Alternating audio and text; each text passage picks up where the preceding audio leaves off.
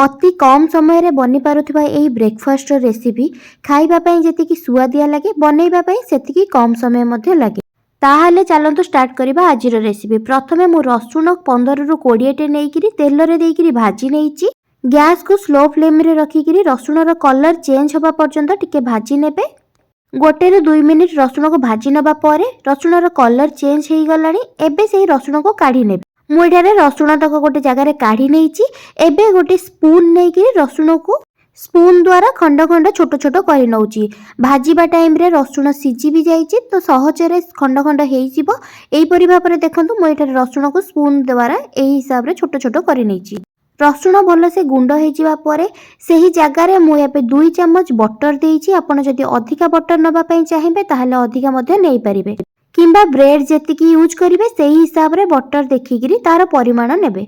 आउ किछि धनिया पत्र को काटी नेथिली से धनिया पत्र बटर एवं ता संगरे चुना हेतिबा रसुण को भल से मु एठारे गोळेई नेइछि। देखंतु एही परि भाबरे भल से गोळेई नेबे।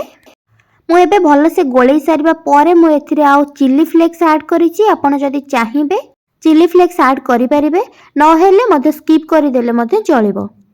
एबे मु चिली फ्लेक्स को सेथिरे देगिरी भल से गोळेई नेइछि। आपण माने वीडियोटी को आरंभ रु शेष पर्यंत देखंतु। जदि वीडियोटी भल लागिबो ताहले लाइक सहित शेयर करि नेबे।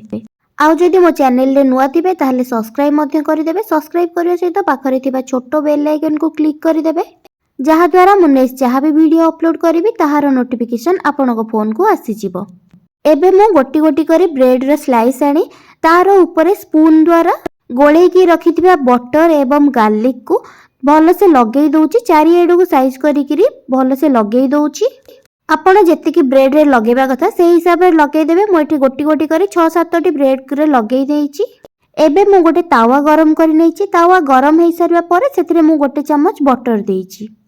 बटर भल से मेल्ट हो जावा परे गोटी गोटी करी मु ब्रेड को दे देइची। कड़ाई रे हमर जेतिकी तावा रे जगह हबो सेतिकी मु देइची। गोटे थर रे 4टी ब्रेड जगह हबो सेति पे मु 4टी देइची। साइज करी 4टी देई सारिबा परे एबे मु तार ऊपर किछि चीज को एही परि भापरे गुंड गुंड करी सबुर ब्रेड ऊपर टिके टिके करी चीज मु देई देइची। एही गार्लिक ब्रेड रो ऊपर जदि चीज दउचंदी तार टेस्ट बहुत भलो आसी थाए एवं बहुत कम समय रे मध्ये आपण एटा को बनै परिबे। मॉर्निंग रे ब्रेकफास्ट रे हो किंबा इवनिंग रे स्नैक्स रे आपण एटा को खाई परिबे। खाइबा पई जेतिकी भलो लागि थाए सेतिकी कम समय रे मध्ये एटा बहुत जल्दी बनै देई परिबे। एबे मु चीज देई सारिबा परे 2 ରୁ 3 मिनिट पर्यंत घोड़ेई किरी रखि नेबी।